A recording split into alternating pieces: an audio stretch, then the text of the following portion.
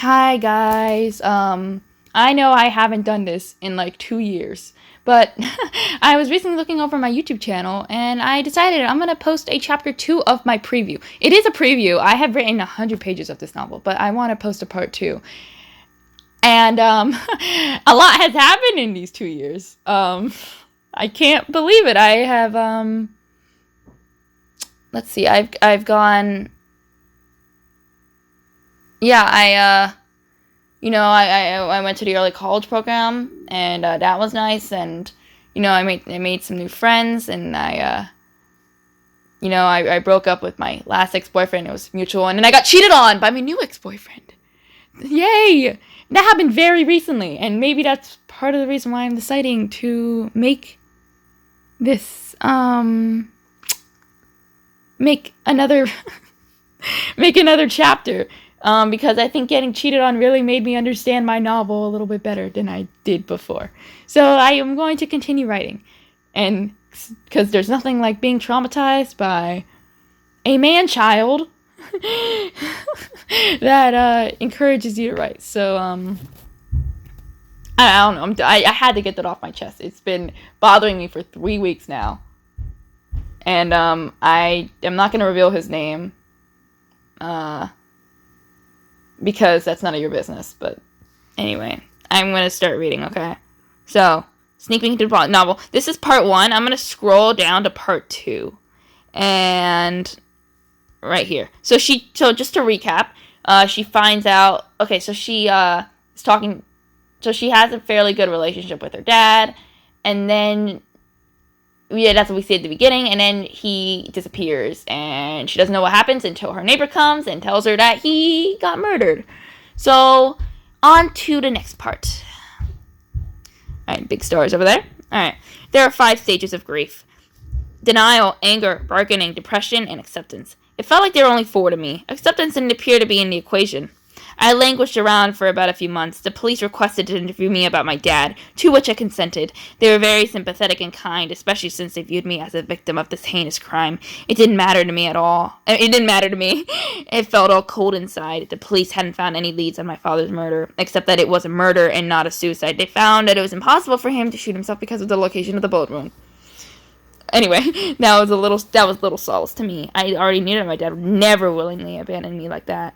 There were arrangements made to send me to my dad's girlfriend's house. Her name was Grace Wilson, and she despised me, but she nonetheless begrudgingly agreed to take me in. She did it not due to her love for my dad, but because I would be receiving my father's life support once I turned 18. I had no respect for her because of that fact, so I didn't bother to try to follow her dumb household rules. Ava, you little brat! She would always scream. Okay, anyway. Ava, you little brat! She'd always scream when she'd catch me chowing down chips illegally or stealing her clothes for my own benefit. You break the rules one last time, I'm kicking your sorry ass out of the house! Breaking the rules? I'm just doing what it takes to keep myself alive, I'd respond sarcastically, unless you'd rather I starve or go outside naked. You don't need to eat, you're already fat enough as it is, she hollered. I can't see how Damien put up with you. Whenever she'd bring up my excessive weight, or alternatively, my sleeping grades, I'd cut the argument, because I knew she was right. My belly stretched over my black sweatpants, making me feel like I was in the first stages of pregnancy. My grades were abominable. I received several emails from my teacher confirming that. Not to mention the other crap Grace would give me, such as my hair looking like a cleaning rag half the time, my clothes looking scruffy, the pimples dotting my face making me look like I had chicken pox. I looked only marginally better than a vagrant, according to her, and she wasn't wrong. I knew there was no winning these battles. I turned on my heel and stormed outside. The wind blew through my straggly hair. It probably screwed up my feeble attempts to comb it down. Not that I cared. I had more pressing matters on my mind. I did have my suspicions about Grace's involvement in my dad's death. I watched way too many crime shows to ignore that possibility. My dad had left her the house and a small fortune of $30,000 in his will. That was substantial enough for motive for murder in my book. Or maybe she did it because of her relationship issues with my father. Romantic love can be very tricky. Sometimes I kind of could see why my father loved Grace so much, but mostly the memories of him with her were littered with hints of what I already knew. The Grace was a conniving bitch who manipulated my father for his money throughout their entire relationship. A hot guy with a fedora swept past me in the path. Wait a minute, did I really just say hot? Why was I paying attention to his appearance? I froze in my tracks, confused by my own thoughts. "Are you okay?" the guy suddenly asked me. Thank God I didn't blush, but that was only a small comfort nonetheless. He had also stopped walking and was watching me curiously. He was tall, with broad shoulders, a sturdy frame, and fluffy blonde hair under a black fedora. His eyes were the color of caramel and gleamed with concern. "I'm fine," I said, trying to compose myself. "You don't look it." I'm sorry. "You don't look it." He stepped closer to me. He must have been around 17 or 18 years old. "I've been a camp counselor for a couple years now. I'm not a stranger to unhappy people." I frowned. "Look, I'm fine now. Why do you care about me so much?" "I'm just worried, that's all," he told me, his patient tone contrasting with my curt one. "There was a man who unfortunately lost his life over the summer. It's been rough for everyone, I'm sure." "I don't want to talk about it." I turned my back on him, I had no intention of discussing my late father. This hot beach boy was clearly no therapist. "Ava!" he called after me. I did a kind of pirouette to turn and reface him. "Well, what?" I sputtered. "How do you know my name?"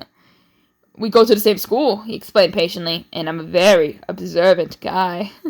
He was sauntering towards me as he spoke. He stopped a few paces from me and took off his fedora. His sandy hair looked even more fluffy with nothing covering it. "My name is Christian Johansson," he said quietly. He reached into his shirt pocket and pulled out a crumpled piece of paper. "And here's my number.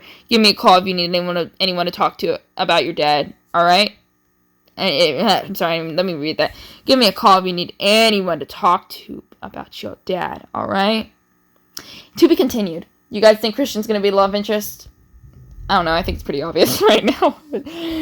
Well, I don't know. Is this going to be an idealistic love story, or is it not?